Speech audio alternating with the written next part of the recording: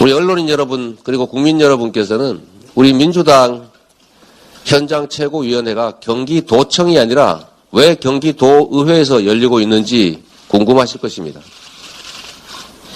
지금 경기도청에는 이재명을 잡겠다고 2월 22일부터 지금까지 아예 사무실을 점거해서 2주일이 넘도록 상주 압수수색을 하고 있습니다.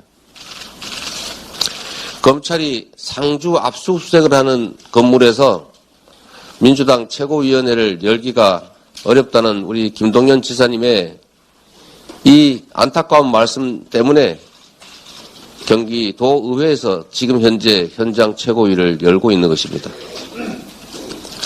대한민국 헌정사에 하루도 아니고 이틀도 아니고 일주일도 아니고 2주일이 넘도록 상주해서 아예 사무실을 내고 압수수색하는 사례를 본 일이 있습니까? 세계에 내놔도 결코 갱신될 수 없을 최대 신기록일 것입니다. 어제 믿을 수 없는 부고를 접했습니다. 제가 만난 공직자 중에 가장 청렴하고 가장 성실하고 가장 헌신적이고 가장 유능했던 한 공직자가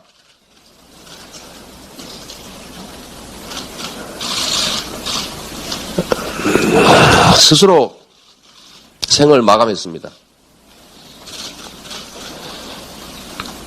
평생을 공직에 헌신했고 이제 퇴직해서 제2의 인생을 시작하려고 하던 참으로 모범적인 공무원이었습니다. 자랑스러운 공직생활의 성과들이 검찰의 조작 앞에 부정을 당하고 지속적인 압박 수사로 얼마나 힘들었겠습니까? 저를 둘러싼 모든 사람들이, 저와 인연을 맺었던 모든 사람들이 수사 대상이 되고 있고 그야말로 본인뿐만 아니라 그 주변까지 다시 2차, 3차로 먼지 털듯이 탈탈 털리고 있습니다. 검찰이 이분을 수사한 일이 없다 이렇게 선을 그었다는데 이분 반복적으로 검찰에 수사받았습니다.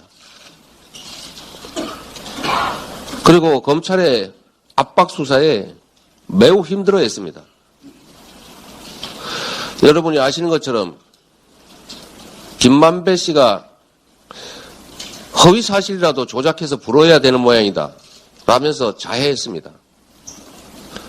검찰 특수부의 수사의 대상이 되면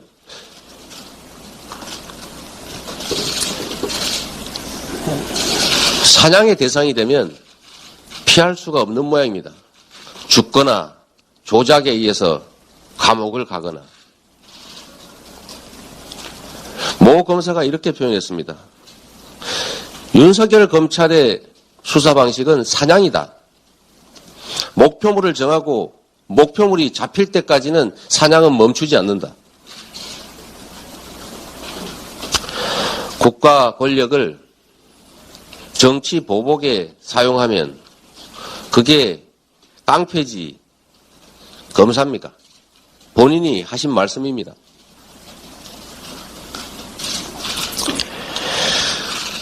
제 주변 한 어떤 여성은 8차례 수사기관에 불려가서 반복적으로 똑같은 질문을 하고 괴롭히고 주변을 수사를 하니까 이렇게 물었다고 합니다. 대체 언제까지 부를 거냐? 그랬더니 이렇게 말했다고 합니다. 그러니까 말을 해라. 말을 하면 끝나지 않느냐? 무슨 말을 합니까? 다 알지 않느냐? 이렇게 얘기하고 또 불렀다고 합니다. 제주도에 사는 제 오랜 친구는 정치 후원금 냈다는 이유로 수원지검으로 오라는 연락을 받아서 내가 왜 가느냐 했더니 그러면 강제로 소환을 해야 되겠냐 이러면서 싸웠다고 합니다. 심하게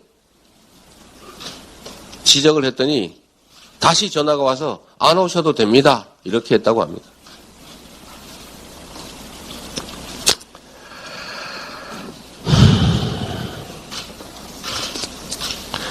검찰 특수부의 수사 대상이 된 사람들이 왜 자꾸 극단적 선택을 하겠습니까? 있는 사실을 지적하면 오히려 시원하다고 합니다. 없는 사실을 조작을 해가지고 자꾸 증거를 만들어서 들이대니 빠져나갈 길은 없고 억울하니 결국은 극단적 선택을 하게 되는 것 아닙니까?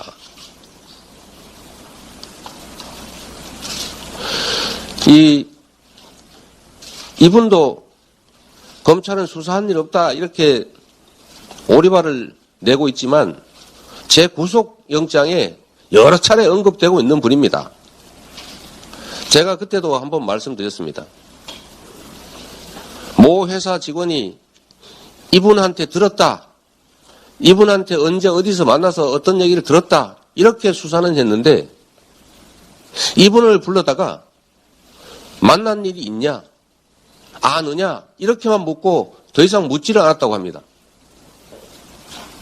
그 다음에 다시 또 불러가서 꼬치꼬치 묻고 압박하고 했겠지요. 구속영장 청구 단계에서 나는 그런 말을 한 일 없다 이러면 증거가 안 되니까.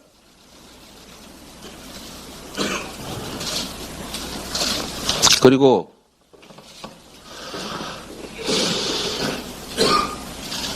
아무리 비정한 정치라고 하지만 이 억울한 죽음들을 두고 정치 도구로 활용하지 마십시오. 이게 검찰의 과도한 압박 수사 때문에 생긴 일이지 이재명 때문입니까? 수사당하는 게 제 잘못입니까? 주변을 먼지 털듯이 털고 주변까지 털어대니 주변 사람들이 어떻게 견뎌합니까?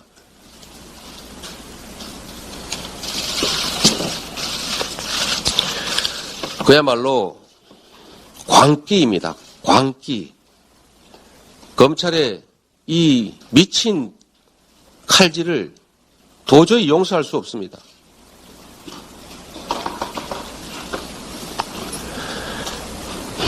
이상입니다.